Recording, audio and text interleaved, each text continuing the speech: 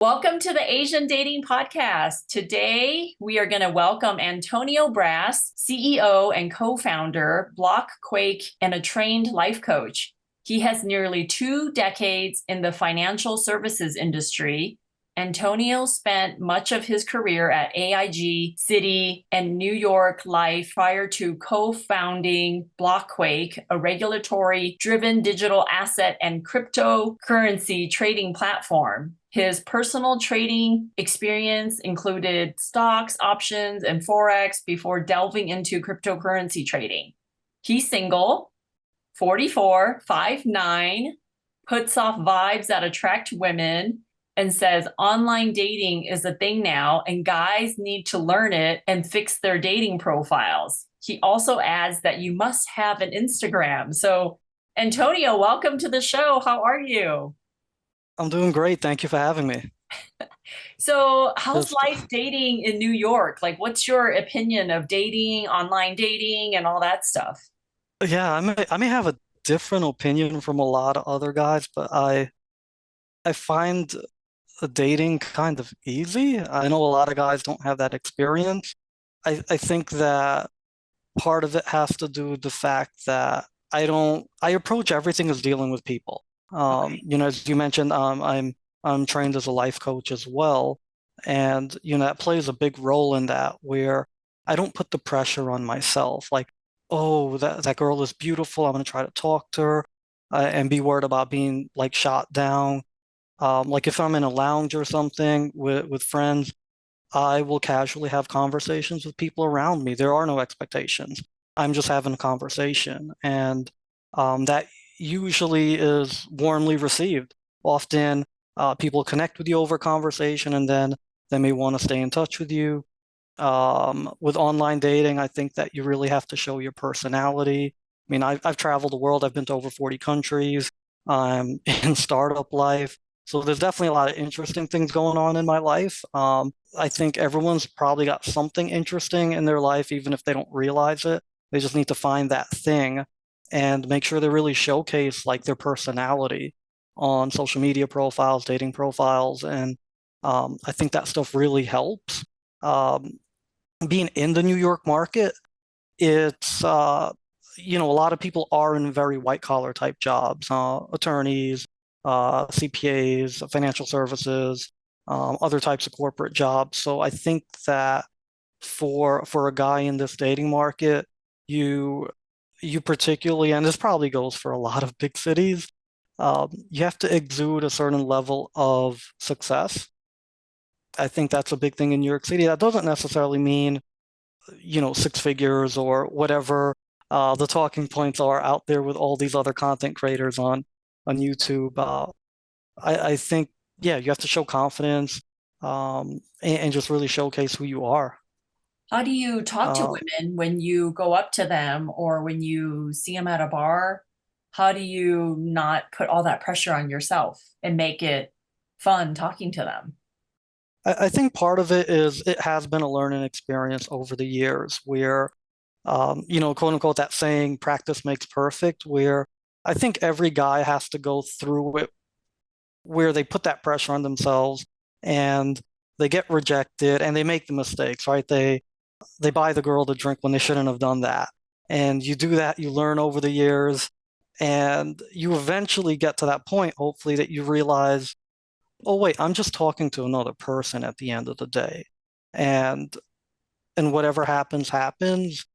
And that's kind of where I'm at. Like I don't actually, with how busy I am with startup life, I don't actually seek dating out right now. It's sort of like I let it happen if it's to happen, and that's kind of been the best approach for me. So even during startup life, I have dated occasionally through these years, but I was never seeking it. It just happened. I connected with someone and we gave it a go, and I try to keep things natural, and I encourage guys to do the same. But do you want to get married? Do you want to have kids? Or what's your 5-year, 10-year plan with Yeah, your relationships? yeah. So definitely, I absolutely want to get married. I want to have a family. I want to do all those things. my cousins like to joke around with me. It's like, when are you gonna do this, Antonio? You're getting old. And I'm like, well, yeah, my age number might be, up there to some people, but genetically, I'm probably way younger. But yeah, I want those things. For me, it really is like securing my financial life first. I think for a lot of us, we've seen out there that finances are used as like the number one reason for divorce, right?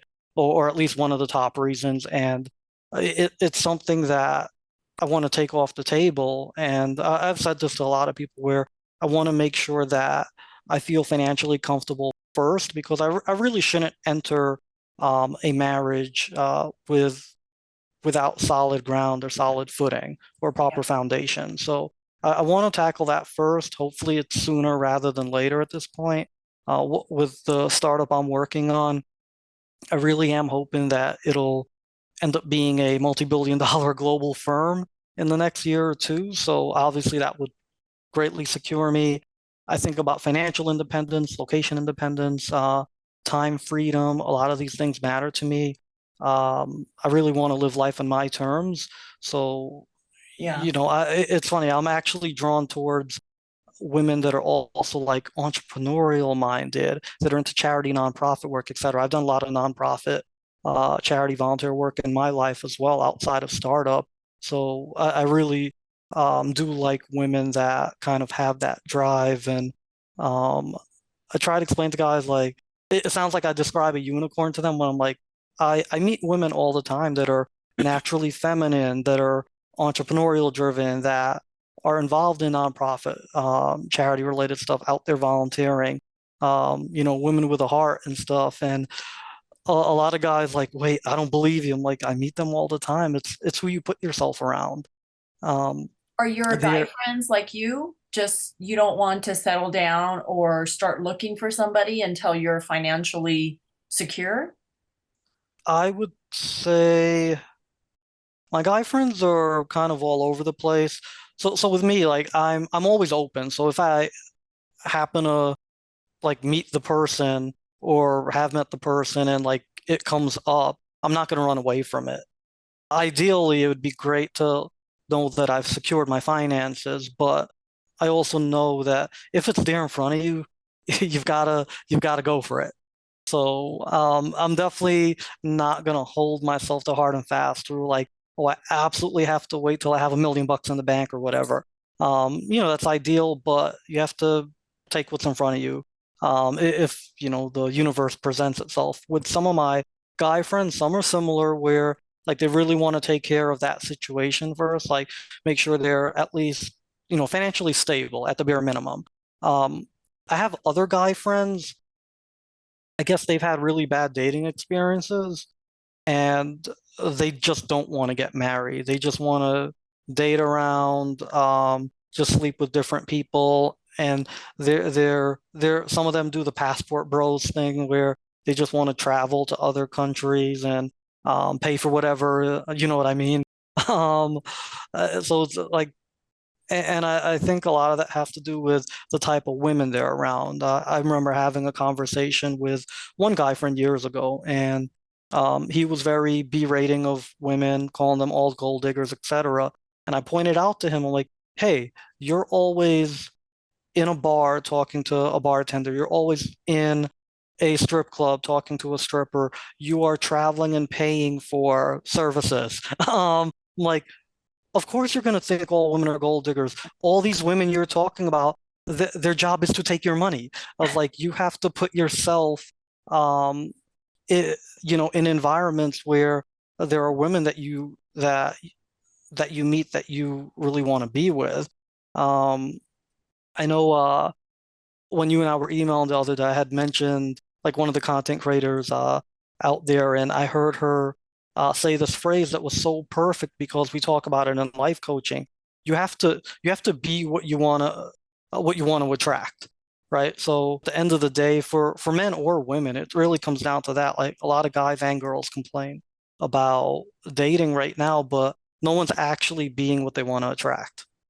So do you find that you're saying that if she came along and you met her organically, at a coffee shop or a grocery store, you would go for it. You are ready for a relationship and you do want a relationship, but you don't want to actively go Yes. find her. Like, are you not doing online dating then? And you're not so worried about being proactively looking for her?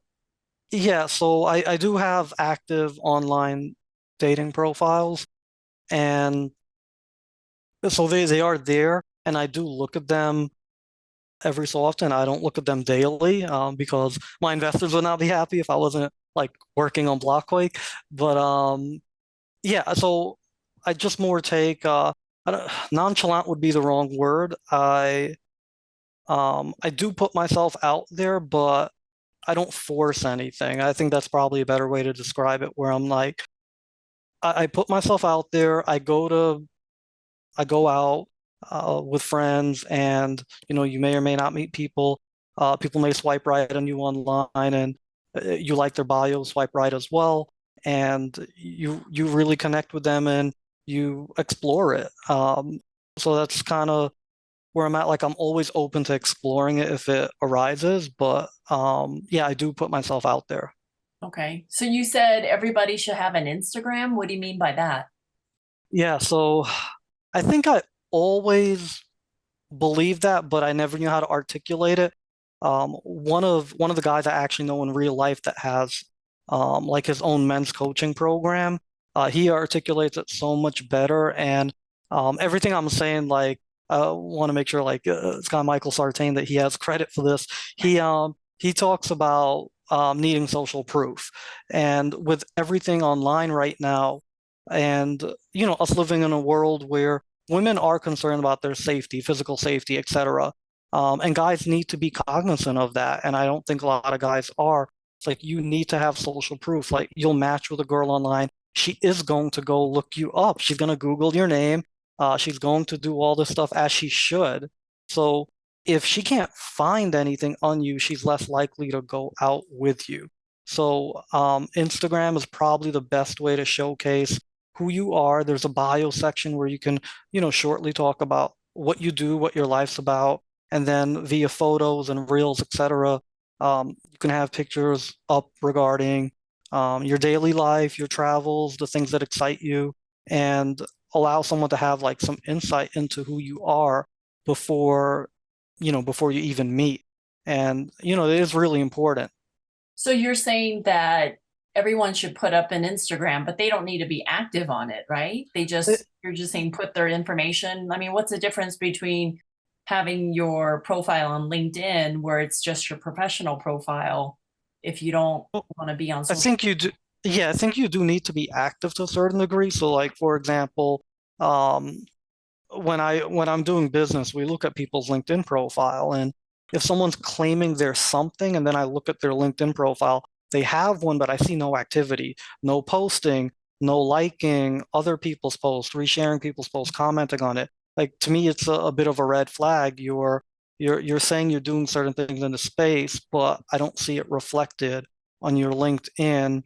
Um, Likewise, you can't have an Instagram profile and it's completely empty. Or, I'm not saying post every day or every week, but like, it should be relatively fresh and showcasing like just who you are currently. I know a lot of guys aren't into social media, and it's tough, and maybe they can work with someone around that. Like, I saw one of your shorts where you talked about photography and putting on a good suit and getting photos taken professionally. It's sort of in that same vein, where a lot of those photos you can actually put them on your Instagram, Facebook, etc. And I mean, it's important. You're At the end of the day, if whether it's marketing, uh, everything is marketing, right? Like, if you're trying to get dates, trying to raise capital, whatever it might be, you're marketing yourself at the end of the day, and you have to do that part. I agree. I agree. Okay. So making sure you have some kind of social proof that people can find you, people can Google you, that you actually exist, right? Because women should want to go out with you and feel safe that they know Yeah, that you actually exist. So, yeah. And I know in my, I know in my case, like, it's a lot easier because I am in startup life. I have to do all these interviews. And a lot of this stuff lives on YouTube. Someone can Google my name, put my name in YouTube, like they could find a ton of stuff on me. So it's not everyone's in my shoes, like those that are in entrepreneurial life might have a similar experience, but for other folks, like there's Instagram probably is the tool to use. So do you think dating is tough in New York? Like, what's your experience with women in New York versus outside of New York? Do you date women out of state?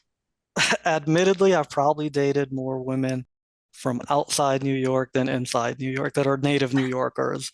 I think because I've traveled so much, I've been really open-minded to dating outside of New York City. I don't really see th anything as long distance. I've dated people in other states. Probably dated more Canadian women than anything else. I've met people that we've tried dating where they're across the pond in Europe or other places, and um, I I guess like I like the differences. I'm a native New Yorker, and I sometimes joke around like I don't want somebody with my potentially abrasive personality at times. Um, I go to LA a lot for our business, and I've obviously interacted in a lot of the social scene out there. LA is definitely different from New York in that it's different industries. Like a lot of stuff is very entertainment driven. So I think there's definitely more than New York, emphasis on like the way you look and present yourself, even more so. I think it matters in New York, but I think even more so in LA, and kind of like who you're around, who you're associated with. And so,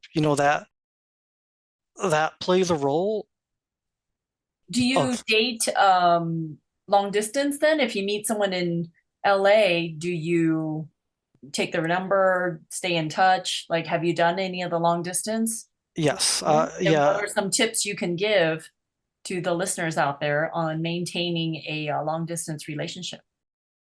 communication is important. If you're going to, date somebody, whether seriously or casually, that is, a full flight away, just be crystal clear with them. Like, what are we doing? Where are we at? Are we actually, make sure you're on the same page. Are we both trying to pursue something long term?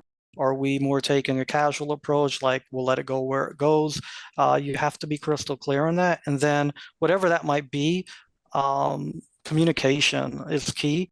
You have to stay in touch with each other to keep that connection going, to grow that connection. I would really suggest people not to only rely on text messaging or written message, because it's very easy to misinterpret tone in messages. I get not everyone wants to like jump on a phone call, and that's fine. I love voice clips. I think it's a great way to communicate with somebody where they can actually hear your tonality and really understand where you're coming from. And they got to hear your voice. So it's like it helps with the connection. So I really encourage people to use short voice clips every so often as well. Did you do a lot of FaceTime or Zoom or Skype? Yeah, a kind of a mixture of, video calls, voice clips, voice calls, messaging, a mix of all of it. And, you're at least in touch every few days, communicating with each other about life, where things are at, etc. So I think, consistency matters as well. How often did you guys see each other when you were dating long distance? I guess it would depend on what's happening in my life or their life, and who it was. There's been situations where, I would see somebody like every month. We'd carve out time, a couple of days, and, one person would travel, and, you catch up monthly, sometimes every couple of months. So it depends, but yeah, there needs to be some level of frequency to keep things going. And then obviously, with COVID happening and everything being shut down, there were sometimes like that became difficult. So definitely, I've had situations where like it just fizzled out. Like there was never anything bad that ended some of the things in the past. It just kind of, um, it just fizzled out because there was ultimately someone would have to move if you're trying to take it to the next level, and it didn't get there for either person. Would you have moved to LA? I can't see myself living in LA. I just can't. Like, I know that I love LA, and um, I love the Venice Beach, Santa Monica Pier area. I feel like I step into another universe when I'm on Venice Beach. It's so different from New York, and I love that about it. And it's a great escape for me.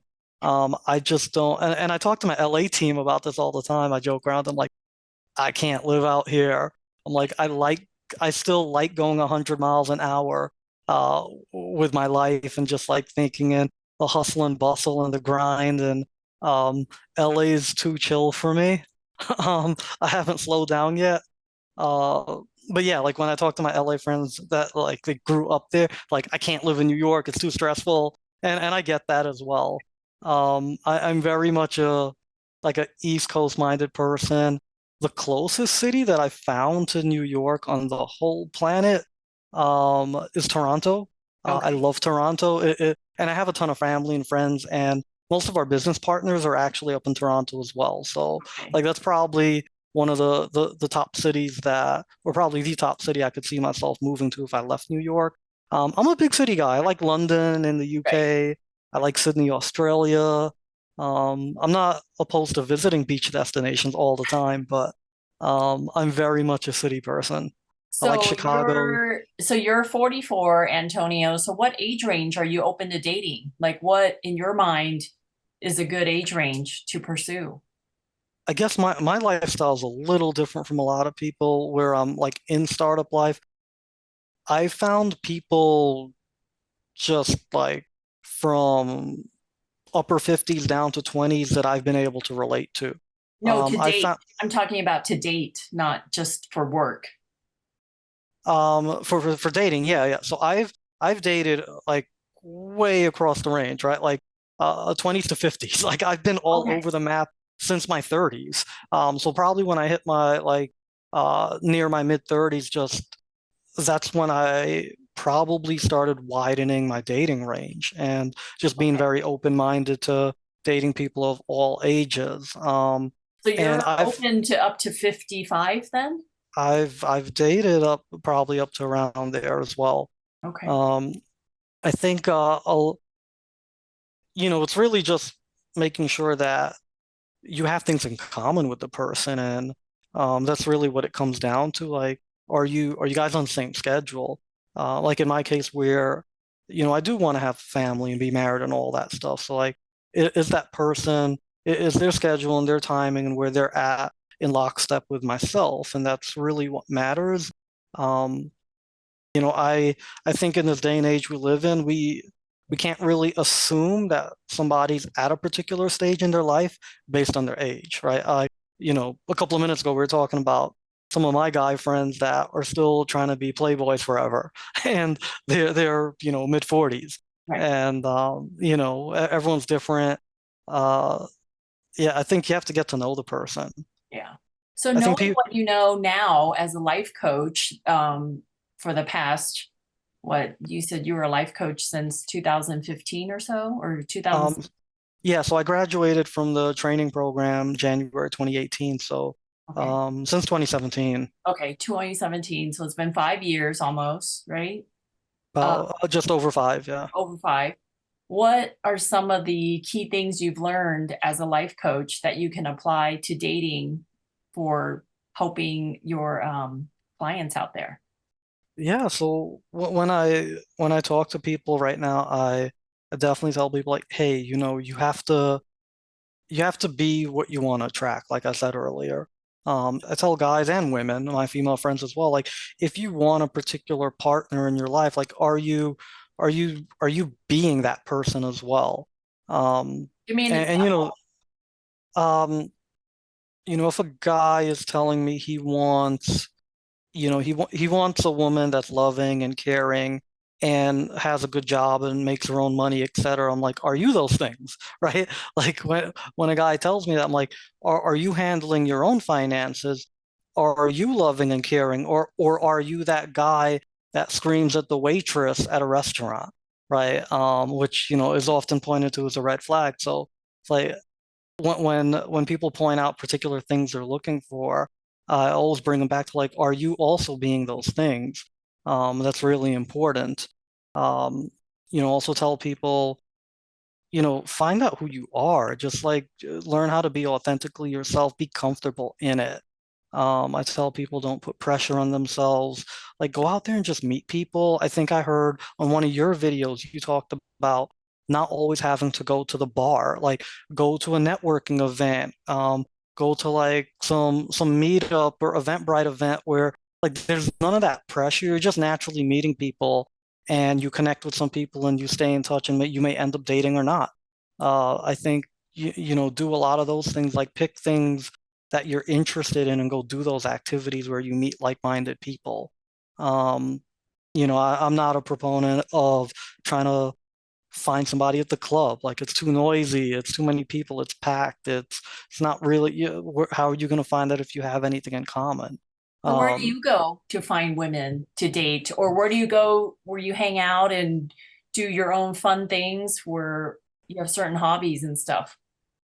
yeah, so for me, outside of like going to, lounges, I don't like loud environments. I'm not a loud talker, so I prefer places where I can hear the music and people can hear me at the same time. I like bowling, I like sports, so I'll go to sporting events. I I like mixed martial arts, kickboxing. So that's something where like you might run into someone there, but you're going for the right reasons, like fitness purposes, staying healthy. Um, volunteer. I love doing volunteer work. So sometimes, we'll sponsor charity events or I'll actually go volunteer to do stuff, whether it's at a soup kitchen, feeding the homeless, or like working with children. Um, 2017, while I was doing the coaching program, I I went to Bali, Indonesia, and I was teaching little kids English for a month. I was kind of like between jobs, and I wanted to do something like that. And one of my friends had a great experience doing that, so I went and did that. And I love kids. Kids seem really comfortable around me, so I went and did that. Had a great time. It's very life altering, and I met a ton of people there. Nothing came out date-wise, but I met a lot of people that I just connected with, both men and women, that I stay in touch with to this day. Yeah. And yeah, I just really like tell people find things you're passionate about, go out, do group events, and you meet people naturally that way. So what are some of your struggles dating in New York? What are some of your challenges there? I definitely think, and it's probably not a New York specific thing, but it's probably a big issue in a lot of big cities, is that there is a lot of like superficial stuff in New York City where people maybe are too hyper focused on um, how you look, status is important, um, but maybe a hyper focus on that, hyper focus on how much you make, etc. Uh, and you kind of have to get past all of that. Um, So how do you find women that are not looking for all those things? I'm very upfront immediately. So like right now we're going through those beginning phases of startup life. We're trying to raise our final capital to launch our platform, so we're still in development, right? So I'm very upfront that like we're going through the starving artist lifestyle part of startup life. So I'm very upfront about that from the beginning. So um Just so they're any not expecting like fancy dinners or things like that, or Yeah, that eliminates gold diggers immediately. Um, because they're looking for money now, right, and that's not me. I'm quote unquote potential. right. So if someone is still trying to actively, see me and get to know me, I know that there's natural desire there. So, for me, That's one of the very active steps I take. And I also do that too because I don't believe in lying. I don't believe in pretending to be something you're not, to try to get somebody. I've had plenty of experiences, dating, etc. I'm not, I don't feel like I'm in a needy place. I don't come from a place of, what's the word? I'm forgetting the word, the opposite of abundance, scarcity. I don't come from a place of scarcity or scarcity. And, I view life abundantly. So, and, and I do realize I have a lot of options. So I don't really stress it. I'm just always upfront with people and then that'll have the right people gravitate towards you. Yeah.